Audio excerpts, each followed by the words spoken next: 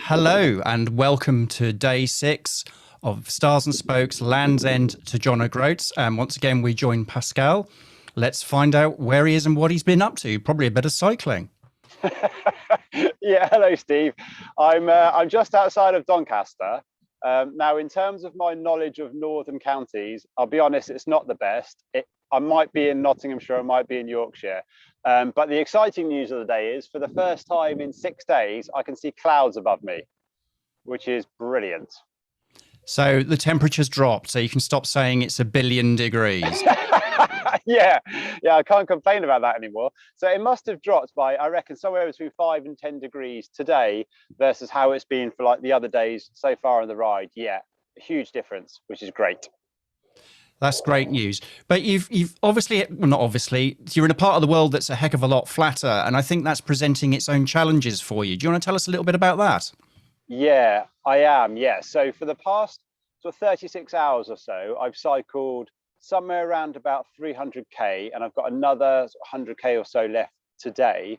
And that's through the counties of like Bedfordshire, Lincolnshire, into Nottinghamshire, where there's a lot of farming that goes on. And as a result, and now I'm on the smaller roads away from like the main road, so I'm cutting through all that farmland. And so to the left of me and to the right of me, there's just flat farmland, which is quite repetitive in nature. Like, it's not that mentally stimulating as far as sort of scenery goes.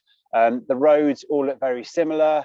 You don't see much traffic on those roads, so you're very much left to your, sort of, your own devices. And it was obviously 30 degrees yesterday, and there's no shade, so it almost felt like I was on a treadmill, and there was kind of like farmland going by on a loop around me, and the road again was just going on rotate, and I could have almost been just cycling on the same bit of road, for 9 hours yesterday. So yeah, not much mental stimulation. And then what that does do, or certainly does for me anyway, is really brings you into your own mind, because there's no real external stimulation, if that makes sense.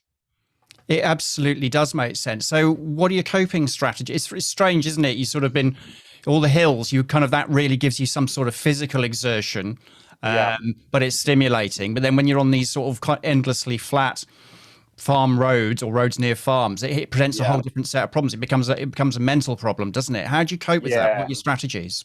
absolutely. Yeah, so I've got like a couple of sort of coping strategies, or mental strategies that I use. And the two foremost that I was using yesterday were sort of goal setting, which is a really big one for me, and visualization. Now, within the Navy, we have access to this app and this system called HeadFit, which gives you a whole range of tools to use. And for me, the big two are the goal setting and the visualization ones. And I'll maybe spend a couple of minutes talking about how they worked for me on the ride yesterday, because they were very, very, very much required yesterday. So the first one is goal setting, because when it came to setting up yesterday, it was a case of, right, I've got 200 odd K, I've got like 215K on my bike heading north through basically farmland areas, which looks the same throughout. And so it was really important for me to break that day down. And I do this for most of my days. I kind of split it into like 90-minute chunks, because it'd be no good me just sat there looking at my counter in terms of the distance and just counting down kilometer after kilometer, like, oh, there goes another kilometer, sat there watching the bike computer, and then 3 minutes later, there it goes again. So what I do is break it down to like bite-sized chunks, I suppose is a good way to describe it. So at the end of every 90 minutes, then I make a specific point of having a stop, and I stick to that, because otherwise you just break through and you push on, and push on. I stop, I make sure I'm getting loads of fluids on board. I'll be into a garage, I'll get like a few Snickers bars, I'll wander away from the bike, even if it's just for like 5 minutes or so.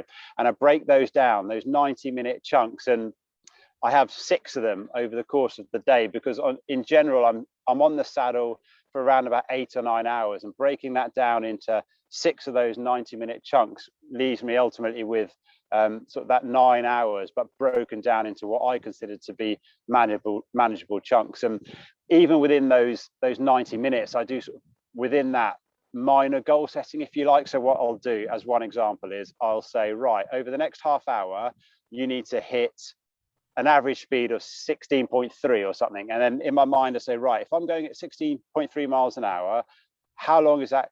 What am I going to do in half an hour? And if I do that, how long what am I going to be able to do in 15 minutes? And then after 15 minutes, I'll check to see whether I'm on track for that. And, you know, it's loads of mental maths that I do in my head all the time. And I don't know if that's because I come from an aircrew background and we tend to do a lot of that when we're flying. But what I find is that then that stimulates me mentally constantly.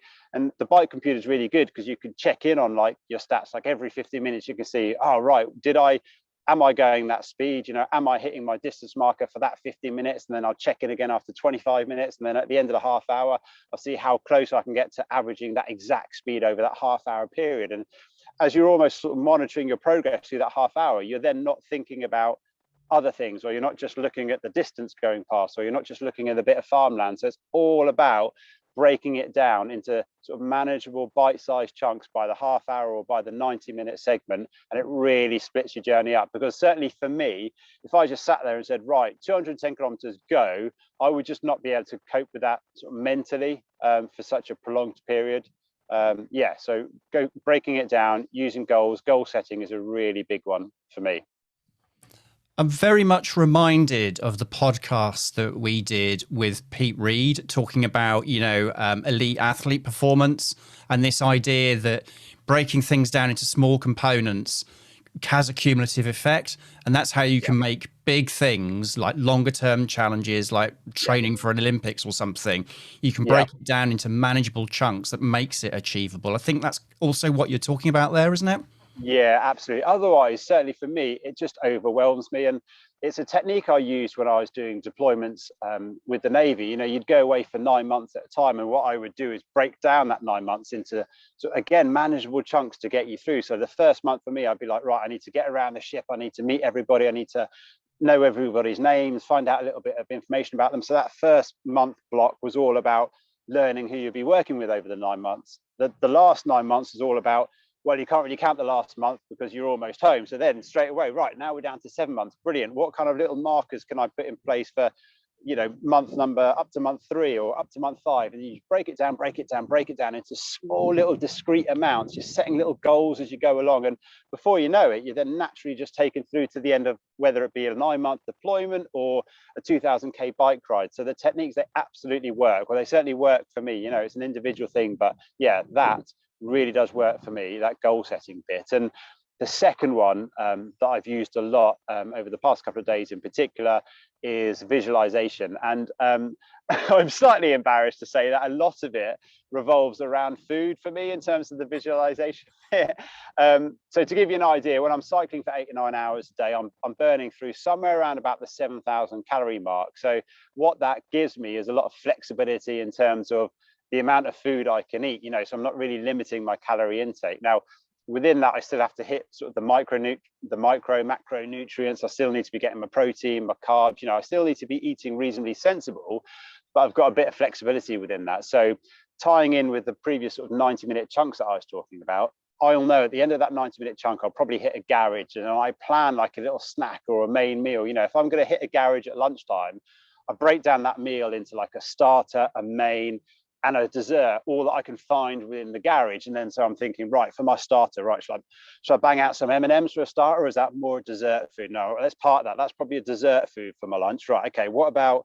the main section of the meal? What about, let's go with ham and cheese as a sandwich. But what I could do is I could grab some, pickled onion Monster Munch and chuck those within the ham sandwich, and that will really mix it up a little bit. What else could I put in there in terms of condiments? Right, now onto the starter, and I will spend about half an hour visualizing what food I'm going to have at the end of that 90-minute chunk or for my lunch, just from a petrol station. And I put so much thought into it. But again, that then gives me something to aim for, and I reward myself at the end of it. And then I walk straight into the garage, I go around the various aisles, I'll put together my banquet meal, and then I eat it. And I've been visualizing that meal for 90 minutes. Now I realize this makes me sound quite weird, but it was what works for me. And the other aspects of visualization, which is good for me, is human-based visualization. So when it comes to potentially meeting someone along the way, I've been really lucky that people I know have set themselves up along the route, like with a little picnic blanket, and met me at 3 o'clock in the afternoon, or they're going to meet me at this little cafe at this point. And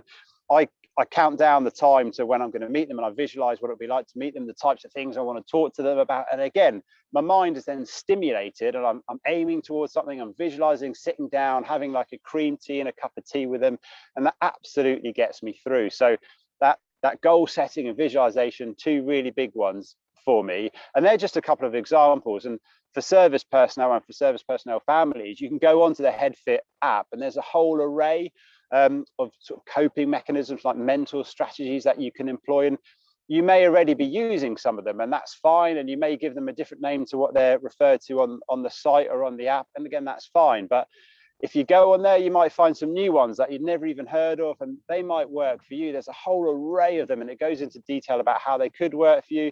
Maybe try some out, because if you don't have mental coping strategies, I think you probably leave yourself open to other things creeping into your life potentially. So, I mean, I don't just use these on the bike. I use these for everyday life, you know, whether it be friends, family, career, whatever. I apply the same techniques because I think physical well-being is very important, but so is mental well-being. And these are great tools to be employing in your everyday life, in my opinion.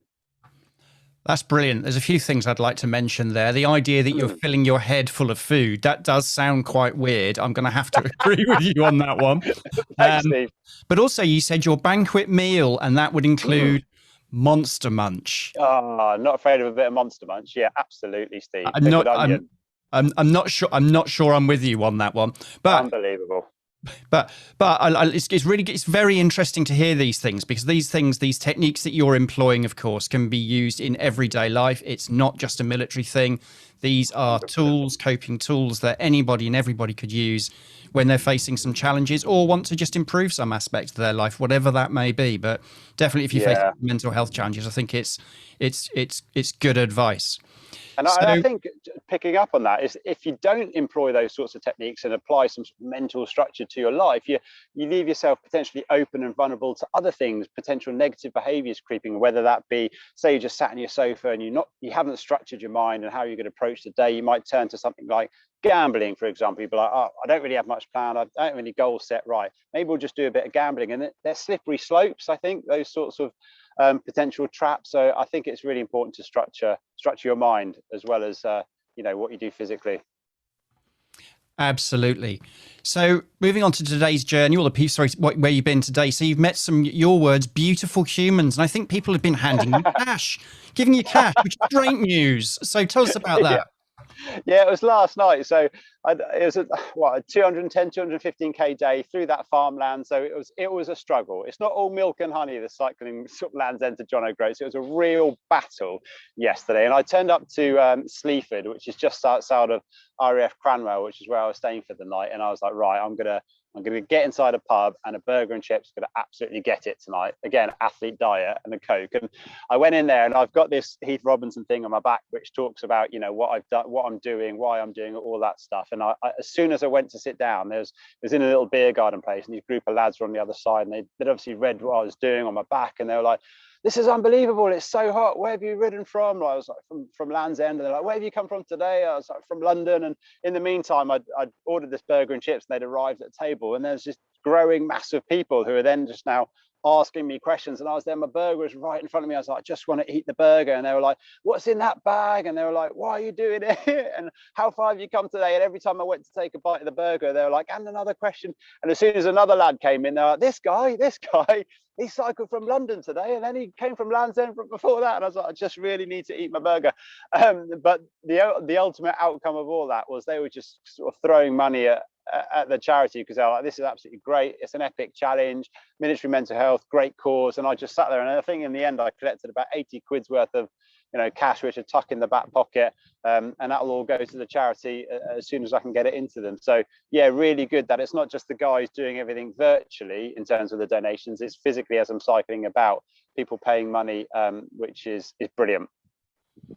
That is absolutely brilliant. I've just got the map up so that our viewers can actually see this, because I have no idea where RAF Cranwell actually is. So the map's there. So did you say you just left Cranwell? So it looks like you're about a third of the way there. Is that right? Or have you passed?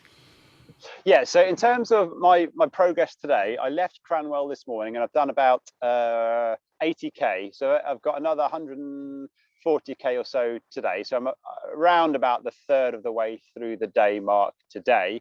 And in terms of the overall journey, I think I'm going to hit the halfway point. It's either going to be late this evening or first thing tomorrow morning, which will be the 1000k mark, which then leaves only another 1000k to go after that. So yeah, bang on track, which is great. So your next stop, looking at the map again, is RAF Leeming. Is that right? So what's the next 24 hours look like? Yeah, so unfortunately another RAF base, but there's not many Navy bases around here because we're obviously a little bit inland. So the rest of today, another 140-ish K to RAF Leeming.